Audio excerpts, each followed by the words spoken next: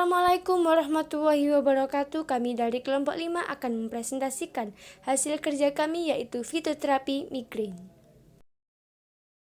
Kami beranggotakan 5 orang, yaitu Asnatul Naduha, Bella Octavia, saya sendiri Dewi Indah Ayu, Erlita Layina, dan Liizah Diana Manzil. Outline dari PowerPoint kami yaitu pendahuluan yang berisikan definisi, klasifikasi, penyebab dan patofisiologi migrain. Yang kedua yaitu algoritma terapi dan mekanisme kerja obat. Yang ketiga yaitu fitoterapi migrain. Dengan definisi tanaman, kandungan fitokimia, mekanisme aksi, in vitro, data praklinik, data klinik, contoh produk di pasaran, dan preparasinya. Selanjutnya akan dijelaskan oleh teman saya. Untuk yang pertama yaitu saya akan menjelaskan tentang pendahuluan yang berisikan definisi, klasifikasi, penyebab, dan patofisiologi dari migrain. Yang pertama yaitu definisi dari migrain. Migrain merupakan gangguan nyeri kepala berulang dengan serangan berlangsung selama 4-72 jam dengan karakteristik berlokasi unilateral, nyeri berdenyut, intensitas sedang atau berat, yang diperberat oleh aktivitas fisik rutin dan berhubungan dengan mual atau fotofobia serta fonofobia. Menurut International Headache Society atau IHS pada tahun 1988, migrain itu diklasifikasikan menjadi dua, yaitu yang pertama migrain dengan aura atau klasik migrain, dan yang kedua yaitu migrain tanpa aura atau common migrain. Migrain dengan aura atau klasik migrain biasanya diawali dengan adanya defisit neurologi vokal atau gangguan fungsi saraf atau aura, terutama visual dan sensorik bebauan seperti melihat garis bergelombang, cahaya terang, bintik gelap, diikuti nyeri kepala unilateral, mual, dan kadang muntah. Kejadian ini umumnya berurutan dan manifestasi nyeri biasanya tidak lebih dari 60 menit. Sedangkan migrain tanpa aura atau common migrain yaitu nyeri pada salah satu bagian sisi kepala dan bersifat pulsatil dengan disertai mual, fotofobi dan fonofobi, intensitas nyeri sedang sampai berat, nyeri diperparah saat aktivitas dan berlangsung selama 4-72 jam. Penyebab dari migrain yaitu yang pertama biasanya dari genetik atau riwayat penyakit migrain dalam keluarga. Yang kedua yaitu perubahan hormon estrogen dan progesteron pada wanita. Yang ketiga yaitu makanan yang bersifat vasodilator seperti anggur merah dan natrium nitrat, dan makanan yang bersifat vasokonstriktor seperti keju dan coklat, serta zat tambahan pada makanan. Penyebab dari migrain selanjutnya yaitu karena stres, kemudian faktor fisik atau tidur tidak teratur, dan rangsangan sensorik seperti cahaya silau dan berbau menyengat, dan alkohol dan merokok.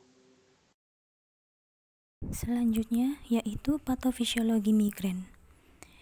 Migrain aura atau klasik migrain terjadi karena vasokonstriksi dari intracerebral dan nyeri kepala yang disebabkan oleh polipeptida vasoaktif. Saat serangan migrain, terjadi cutaneous allodynia di daerah ipsilateral kepala yang terjadi karena peningkatan sensitivitas pada nervus trigeminal yang menerima input secara konvergen. Allodynia bisa menyebar jika ada peningkatan sensitivitas dari third order neuron dari daerah kontralateral kepala. Untuk selanjutnya, saya akan menjelaskan tentang algoritma terapi dan mekanisme kerja obat. Untuk selanjutnya, saya akan menjelaskan algoritma terapi migrain. Algoritma terapi migrain dibagi menjadi dua, yaitu farmakologi dan non-farmakologi. Selanjutnya, saya akan menjelaskan tentang algoritma terapi. Untuk algoritma terapi farmakologi dibagi menjadi dua, gejala parah. Untuk gejala parah ada analgesik sederhana dan analgesik kombinasi. Untuk analgesik sederhana, contoh obatnya seperti acetaminophen, aspirin, dan ibuprofen. untuk yang analgesik kombinasi acetaminophen, aspirin ataupun kafein. Untuk yang gejala ringan sedang bisa menggunakan triptan, ergotamin dan tartrat. Untuk algoritma terapi non-farmakologi bisa menggunakan relaksasi pernafasan diafragma, relaksasi otot progresif, relaksasi pikiran, istirahat teratur, dan minum-minuman yang hangat. Contoh yang pertama, parasetamol. Parasetamol bekerja dengan mengurangi produksi prostaglandin dengan mengganggu enzim siklooksigenase. Untuk yang kedua, contohnya triptan.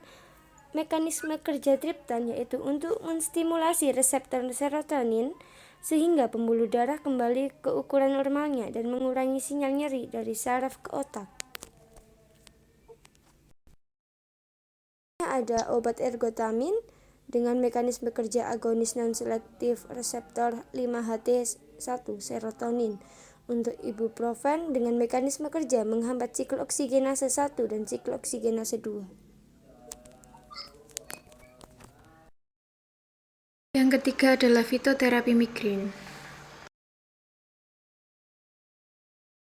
Lavender memiliki kingdom Plantae, subkingdom Therasiobionta, superdivision Spermatophyta, division Magnoliophyta, kelas Magnoliopsida, subkelas Asteridae, ordo Lamiales, famili Lamiaceae, genus Lavendula, spesies Lavendula augustifolia Mill.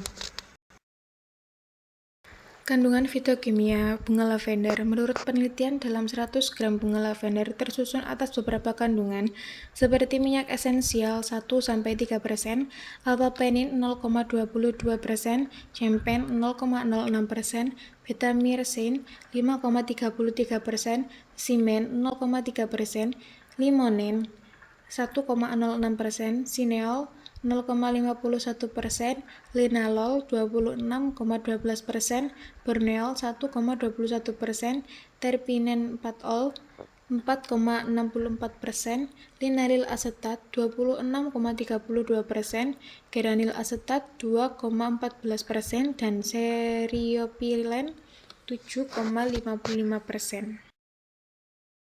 Mekanisme aksi. Mekanisme dari aromaterapi bunga lavender atau Lavendula augustifolia yang mengandung linalol dengan merangsang daerah di otak yaitu nukleus rape yang akan mereaksikan serotonin yang dapat menghantarkan seseorang untuk rileks. Data praklinik. Menurut penelitian yang dilakukan terhadap tikus, minyak lavender memiliki efek sedasi yang cukup baik dan dapat menurunkan aktivitas motorik mencapai 78%. Sehingga sering digunakan untuk manajemen stres.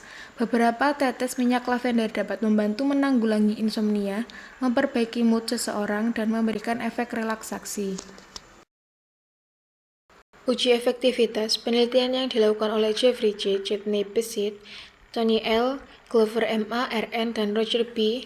Willingham Ph.D. dengan judul Sensory and Activity Pain Discrimination After Inhalation of Essential Oil.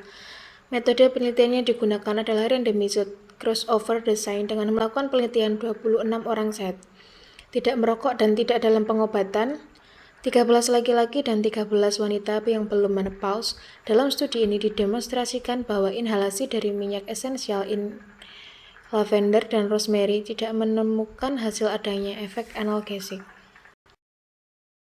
Tetapi, evaluasi subjek secara retrospektif dari pengaruh aroma terhadap perubahan intensitas nyeri dan nyeri yang tidak mengenakan menunjukkan mereka memperoleh manfaat yang menguntungkan, khususnya untuk lavender. Jadi, dalam evaluasi klinis secara retrospektif tentang efektivitas treatment, aromaterapi dapat menimbulkan perubahan hubungan klinis pada laporan pasien mengenai rasa nyeri. Oleh karena itu, kecenderungan efek samping yang diperoleh dari penelitian ini adalah bahwa aromaterapi dapat membantu dalam terapi yang berhubungan dengan nyeri dan adanya kerusakan jaringan. Uji keamanan. Menurut penelitian dari M. Riki Ramadan, Osjizara Zetira, bagian mikrobiologi Fakultas Kedokteran Universitas Lampung dalam jurnalnya yang berjudul Aromaterapi Bunga Lavender atau Lavendula augustifolia, dalam menurunkan resiko insomnia, sejauh ini tidak terdapat kontraindikasi serta menimbulkan sensitisasi dan iritasi saat digunakan di kulit, maupun tidak mengiritasi mukosa, sehingga aromaterapi bunga lavender atau Lavendula augustifolia aman untuk menurunkan resiko insomnia. Data klinik, penelitian yang dilakukan oleh Miguel A. Diego, Nancy Aaron Jones, Tiffany Field, Maria Hernandez Reif, Sol Scamberg, Cynthia Kuhn, Vania MC Adam, Robert Galamaga, dan Mary Galamaga dengan judul Aromatherapy Positively Affects Mood, EEG Patterns of Awareness and Match Computations dengan melakukan penelitian mengenakan aromaterapi dan rosemary pada 40 mahasiswa dan staf dari Universitas Miami Medical School yang terdiri dari 30 wanita dan 10 laki-laki. Penelitian ini dibagi menjadi 3 tahap. Penelitian tahap pertama menggunakan data laporan langsung menunjukkan bahwa kedua kelompok baik lavender maupun rosemary mengalami penurunan yang signifikan dalam skor tingkat kecemasan yang dites menggunakan kuesioner STAI atau State Anxiety Inventory. Hanya kelompok lavender yang mengalami perbaikan mood secara signifikan setelah pemberian aromaterapi yang diketahui dari penurunan skor POMS, the Profile of Mood States. Kedua kelompok merasa lebih rileks dan kelompok rosemary cenderung merasa lebih waspada. Penelitian tahap kedua menggunakan Match Computations menunjukkan bahwa kedua kelompok dapat mengisi Match Computation dengan lebih cepat setelah diberi aromaterapi, tetapi hanya kelompok lavender yang mengalami peningkatan ketelitian atau ketepatan dalam pengisian. Penelitian tahap 3 menggunakan data EEG pada saat sebelum, selama, dan setelah penggunaan aromaterapi. Hasil yang menunjukkan bahwa kelompok yang mengalami peningkatan gelombang alfa pada daerah frontal secara signifikan adalah kelompok lavender yang ditandai dengan adanya peningkatan rasa kantuk. Sementara kekuatan gelombang alfa pada daerah frontal menurun pada kelompok rosemary yang ditandai dengan adanya peningkatan kewaspadaan. Kedua kelompok aromaterapi mengalami peningkatan gelombang beta yang ditandai dengan adanya rasa kantuk. Kemudian ini ada contoh produk dari lavender yang memiliki manfaat meringankan sakit kepala dan nyeri, kemudian mengurangi stres, kemudian membantu relaksasi, dan memiliki efek samping seperti ruam dan reaksi alergi. Selanjutnya yaitu preparasi dari lavender. Dioleskan 2 tetes minyak lavender pada pelipis, dahi, atau tengkuk, atau bisa juga menambahkan 2-3 tetes minyak lavender di atas bantal sebelum digunakan untuk tidur, atau bisa juga menambahkan 2-3 tetes minyak lavender pada diffuser, sehingga aroma minyak lavender bisa menyebar ke seluruh ruangan. Mulailah mengambil napas dalam-dalam secara perlahan untuk menghirup aroma minyak lavender. Tanaman selanjutnya adalah biji pala atau Myristica fragrans Hout. Kingdomnya adalah plantae subkingdom Trichoepitha, divisi Magnoliophyta, kelas Magnoliopsida, ordo Magnoliaceae, famili Myristicaceae, genus Myristica, spesies Myristica fragrans. Kandungan fitokimia, komponen monoterpen hidrokarbon yang merupakan komponen utama minyak pala terdiri atas beta-pinen, alfa-pinen, dan limonen.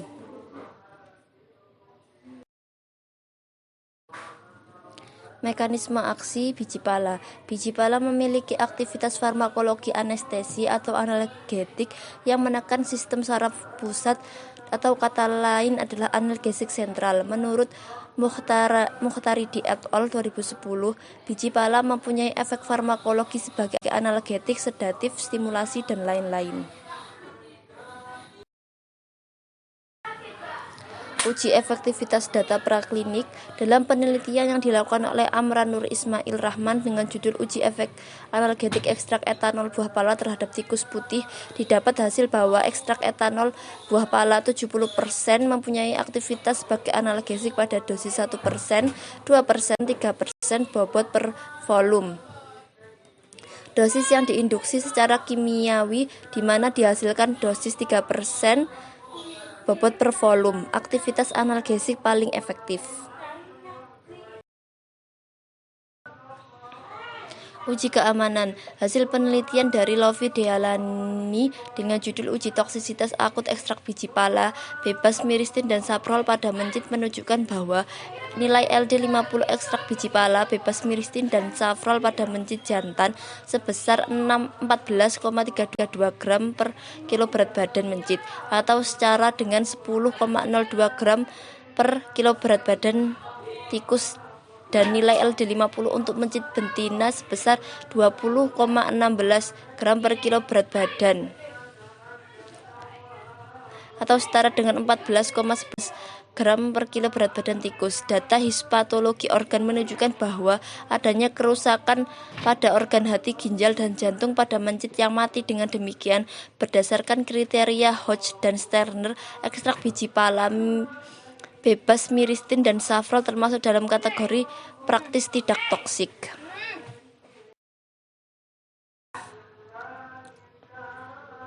Untuk data klinik, penelitian yang dilakukan oleh Lydia Lori S. dengan judul Uji Klinik Fase 2 Tablet Ekstrak Biji Pala sebagai antioksidan dan antiinflamasi pada pasien diabetes mellitus tipe 2 yang dilakukan pada pasien diabetes mellitus yang berjumlah 8 orang terdiri atas 3 pria dan 5 wanita. Penelitian dilakukan dengan merancang kriteria inklusi dan eksklusi, persetujuan pasien, pemeriksaan kadar GPX dan HSCRP dalam darah pasien sebelum perlakuan, pemberian tablet ekstrak biji pala dengan dosis 300 mg per hari selama 4 minggu, pemeriksaan kadar GPX dan HSCRP dalam darah pasien setelah perlakuan, dan analisis data secara statik. Hasil penelitian pada pasien diabetes mellitus tipe 2 menunjukkan jadi kenaikan GPX 62,5% dan penurunan HSCRP 62,5% dari 8 orang pasien, meskipun tidak ada perbedaan yang signifikan secara statistik pada kurang lebih sama dengan 0. Hal ini menunjukkan adanya aktivitas antioksidan dan antiinflamasi meskipun secara statistika tidak signifikan karena variasi individual pasien yang merespon aktivitas tersebut. Kemudian, ini ada contoh produk dari biji pala yang memiliki manfaat mengobati sakit kepala, kemudian menghilangkan stres, kemudian meredakan sakit otot dan sendi, dan memiliki efek samping seperti kejang-kejang, muntah, dan delirium. Selanjutnya, yaitu preparasi dari biji pala. Serbuk biji pala diambil sebanyak 2 gram, kemudian dimasukkan ke dalam kom yang berisi 50 ml air panas dengan suhu 42 derajat sampai 44 derajat Celcius. Kemudian diaduk hingga air dan serbuk biji pala tercampur. Letakkan di ruangan tertutup, kemudian uapnya dihirup secara perlahan sambil tarik nafas dalam-dalam untuk memperoleh manfaat dari uap aromatik yang dilakukan 4 jam sebelum tidur. Presentasi dari kelompok 5. Terima kasih apabila ada salah kata, mohon maaf. Wassalamualaikum warahmatullahi wabarakatuh.